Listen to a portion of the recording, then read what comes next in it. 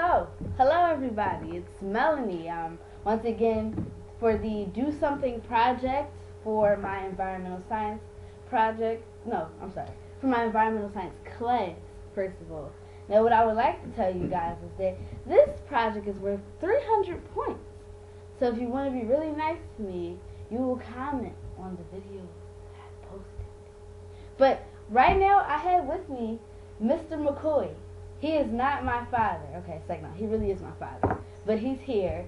And I want to talk to him about a process called hydrofracturing, aka fracking. So I remember before, in the last video with the frack, I told you all about what fracking was. But you know what? Here it is. I just have a man who knows nothing. We're going to pretend that he knows nothing, because I think I might have talked to him about this before, but I don't know. But I'm going to pretend like he doesn't know anything, and so are you. But I really don't know. Do you know anything about this? You mentioned it once before, but I can't recall all of that you went into it. Okay, so this is my dad. So say hello, Dad. Hello. All right. So, Dad. Your brother's on the way here. Okay, that was my mom. She's doing stuff. Okay.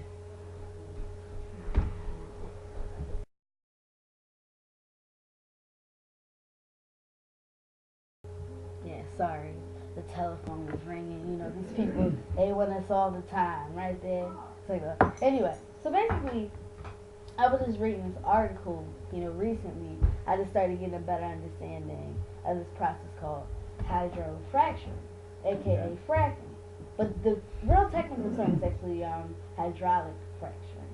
Basically, what I was explaining to the people, I said explaining them. Did you notice that?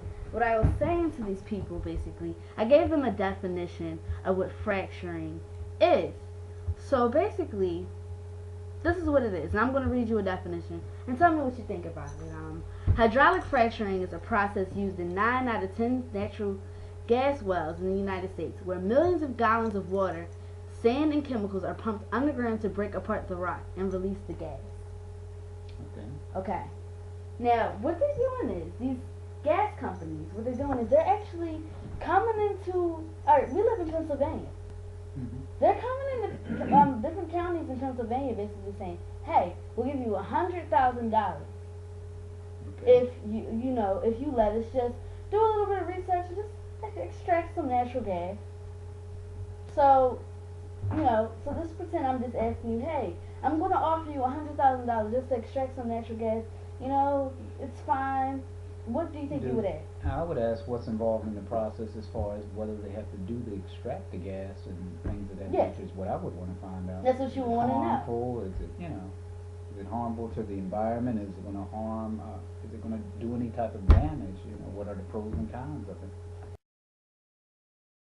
Exactly. Now, wouldn't you like to know what's in this fluid that takes to extract this gas? All right. Listen to what's in this thing, whatever. This is the stuff that's in it. Hydrochloric acid, solvents, surfactants, petroleum-based lubricants, corrosion inhibitors, microbe killers. So you see my dad's face? Even he's like, what is that? None of this stuff sounds safe. No, it doesn't sound safe. Now, does it? Now, here's the thing. These are the same chemicals that can be found in Drano. Now, get this. Did you know that Pennsylvania,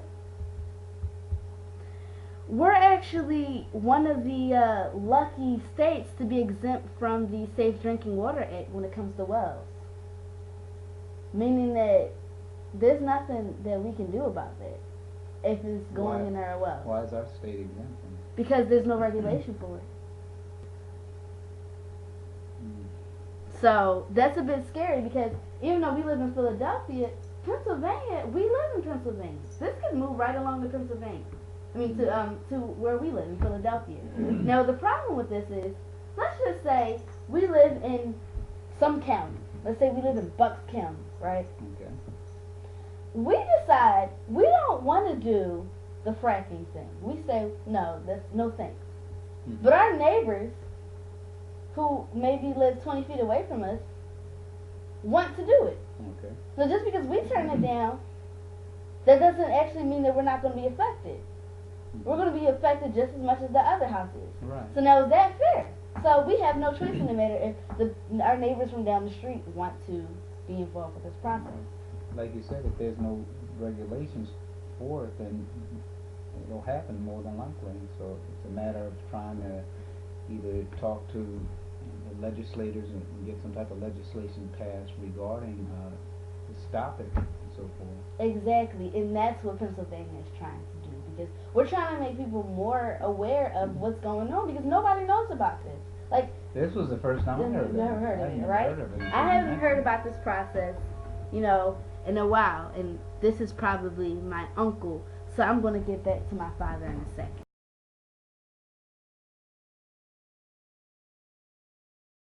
So right now I'm going to show my dad a little clip, right? Now it's quite shocking, in fact, and it's quite disturbing if you find your water being lit on fire disturbing. So I'm going to show him this clip.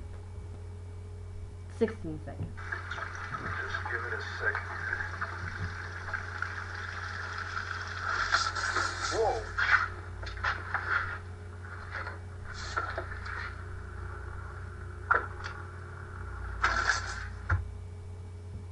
So, what did you think about that? I've never seen anybody light water on fire. Yeah, so that's a problem. I would say that's a huge problem, and Which means we got so many chemicals in the water that the water would actually catch on fire. yeah, It's crazy. It's crazy. So I mean, and that's in Pennsylvania. This happened in Pennsylvania. You want to know how they found I out? think more people need to see Oh, this. because 11-year-old boys just playing, and just decided they just felt like doing that, and they just lit a match with some water, not expecting that it would catch on fire. So little kids found out about this. Wow. So that's how they found out. So imagine, that's the stuff that you're actually drinking. That's the water that you're actually drinking. In a lot of places, that's all they don't buy a lot of bottled waters because Do you their think water if is like, it does that, what are the long term effects that's going to have on a person's body? and think about it this way, Like- even if you don't drink the water, what are you bathing? You're bathing in that same water. And you know that when the water is hot, the hotter the water is, when you're taking a shower or a bath, it absorbs into the pores in your Or skin. skin. So you're putting all those toxins in your body. That's crazy. I think more people need to see that video of water catching on fire. Yeah, and this is actually, they showed this in a documentary. The premiere was a couple of weeks ago. But I thought it was pretty intense. But I want to thank you for just being a part of this. You're quite welcome.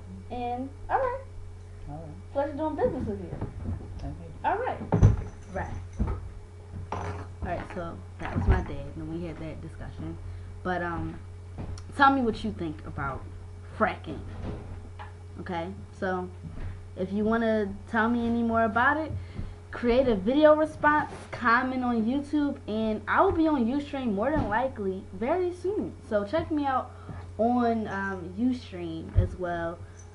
Also, you can email me at eminem21292@aol.com. So, and I'm going to post it up in the box, so you will be able to see that.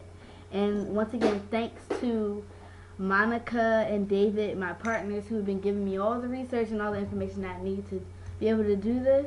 So thank you guys, because we need this. Once again, this is worth 300 points, so we need it. Thanks for your help, though. Yeah, fracking is bad for your health. Frack, frack, frack, frack, frack. Yeah, fracking is bad for your health. Yeah, fracking. I'm really bad at this, so I'm gonna run anyway. Fracking is bad. Fracking.